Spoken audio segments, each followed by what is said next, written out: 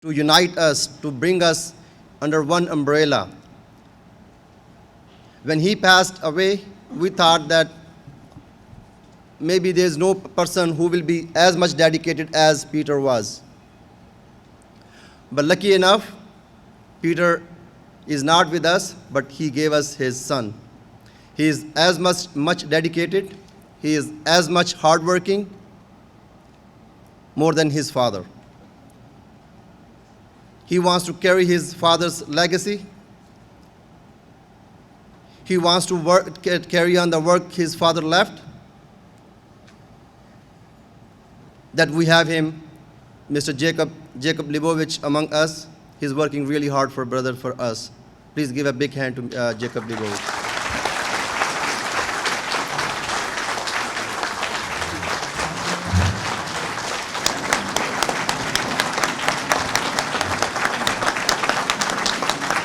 Thank you very much. Thank you very much. Clearly, my father is here tonight, and he's watching me, and I feel that very much. And I want to thank you all for that very warm welcome.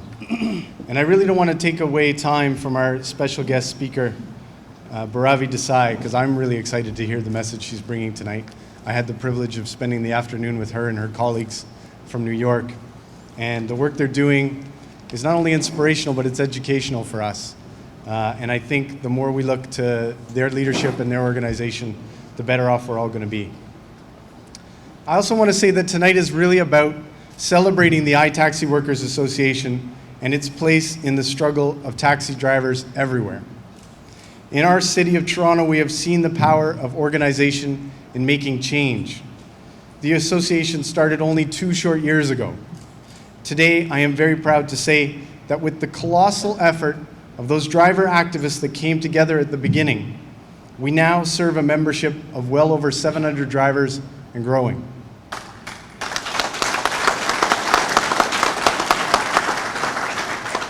And those drivers come from all sectors of the taxi community. They join because the association provides good service, and we fight for drivers in the traffic courts and at the Human Rights Tribunal, in the offices and committees of City Hall, and in the streets. iTaxi Workers is committed to growing this association to achieve justice and dignity for working drivers through service, unity, and action. When it comes to service, we are continuously striving to find new ways of serving you better. Later tonight, we will make some suggestions about how best to keep our services efficient, effective, and sustainable for you. Now, with the announcement of reform on the horizon, this is an important time in the taxi industry in Toronto. I wish Anthony had stuck around because he talked about the give and take. And we definitely know that our members have given quite a bit. And this may be time for us to take back a bit of justice. The association has worked very hard to put the issue of equality for drivers on the city and the public's agenda. Lobbying for lessees, the human rights case, larger and larger public meetings, the push to have the circumstances of Mr. Khalil Talki's tragic case put to the public, the pursuit of media, petitions, rallies, and meeting after meeting with city politicians and officials. We have shown that with a strategic plan and hard work and the support and activity of the drivers, we can get the attention of those in power. At the MLS meeting last Tuesday, we were very pleased to hear the chair, Cesar Palacio, and the rest of the committee commit to looking at the major issues facing the taxi industry today. Palacio and his colleagues made it very clear all stakeholders would have an opportunity to bring forward their thoughts and proposals on how the industry can be improved. They talked of their commitment to righting the wrongs of the past and focusing on better service for the public. The iTaxi Workers Association sees this as nothing less than an opportunity to completely rewrite the bylaws and the regulatory framework governing cabs in this city, and we intend to put forward a comprehensive package of reforms. Those who remember the reform of 1998 remember the lost opportunity to achieve meaningful change. Promises of a better life for drivers were never kept. Instead, we got a two-tier system for some unlucky drivers and no change for those guilty of the worst exploitation. Today's promise of an industry-wide transformation must be kept. Drivers are suffering in every category. We at the association intend to make sure drivers are not ignored this time. All drivers need to be at the table. Let me tell you about just a few issues that must be dealt with in this process.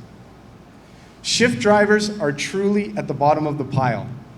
We see more and more of you join our association every day. You are forced to pay whatever the garages and multi-plate owners and fat cats in warm countries can get away with charging for the use of their plates. Shift drivers have no protection, no benefits, no voice. If they get charged with an offense related to the upkeep of the owner's car, driven under a plate that the owner of the car owns, they still have to deal with fighting and paying the tickets and all the consequences that may have on insurance and thresholds. Right now, a shift driver is liable, and they can and do lose their jobs for infractions they have no control over or any responsibility to correct. The time has come for shift drivers to organize and speak out for their rights. If this reform does not address the grievances of shift drivers, it will have missed one of the most important tasks at hand.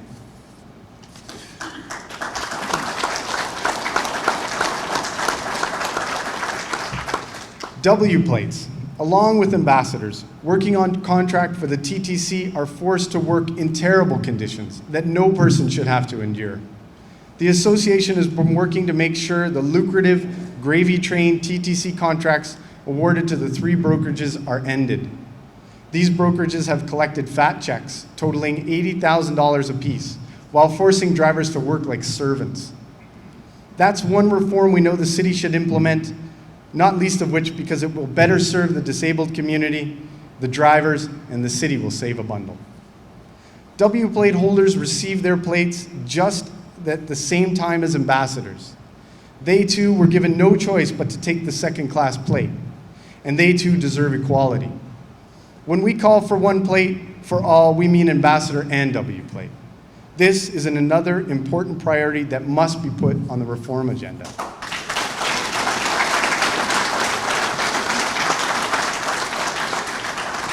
Leasees too have yet to see full justice arrive.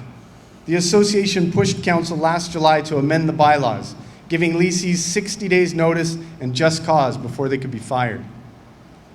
But again, the city pulled a fast one at the last minute. The bylaw was only applied on a go-forward basis, leaving anyone with a lease signed before last July with the threat of a 7-day notice before they lost their job. With consultation and reform, the city can finish what they started and give the same rights to all lease drivers. Many needed reforms affect all working drivers. The city bylaw's current threshold system works like demerit points and victimizes drivers twice. You get hit with a Highway Traffic Act ticket or an enforcement charge, and you pay the price the first time in the courts with time and money and potentially jacked up insurance rates. Then the city threatens your very license if you can't reach the arbitrary threshold rates. Reform must end this double jeopardy.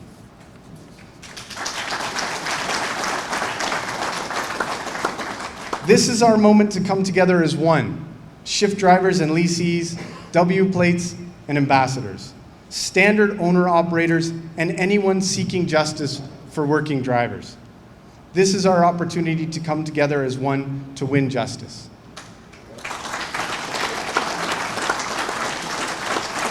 How will the association do this? Part of the success of the ambassador campaign has been the establishment of the Ambassador Committee that drove the campaign and its work and activity. On June 14th, at our offices, the first Shift Driver Committee will meet to discuss how they can organize their community to take action and develop proposals for reform that address specific shift driver issues. The association has been working closely with W plate holders, and we will have the first W plate committee meeting in the very near future. Leasees will also have a committee dedicated to organizing their group and develop their proposals. The association intends to bring all these committees together in what we are calling a reform council. This Reform Council will bring together members and their proposals from all the individual communities representing all segments of the driver community. The Council will work together to draft a comprehensive package of reforms for the entire industry. The work of the Reform Council and their comprehensive package of reforms will be released before the consultations begin in September. We urge all of you to get involved in your community's committee and recruit others to join. The only way drivers and the public will win respect and achieve our goals is if we stand united together. We need a system that works for those who work in this system. Let me now also say how honored we are to have so many incredible guests and friends here tonight. The Ontario Taxi Worker Union President Ijaz Butt, fresh from a huge victory in Hamilton, Carolyn Egan from Steele, Anthony and Andrea, who understand working people need allies in the halls of power, Peter Rosenthal for his dogged work in the courts, and we are especially grateful to our international guests and real inspirations from the New York Taxi Worker Alliance. I'm not sure she's going to mention it, but they're dealing with some pretty big issues in that city today. All of your support for us during a very busy time for the Alliance is truly appreciated. Finally, I'd like to say that since I started working for taxi drivers, I've been truly inspired by the commitment, passion, talent, and graciousness of the men and women who govern the iTaxi Workers Association. You have all been patient teachers and mentors. I am very honored to work for you and to speak on your behalf. The privilege of getting to live a life struggling for justice, shoulder to shoulder with you all, is a dream come true, and I thank you for it.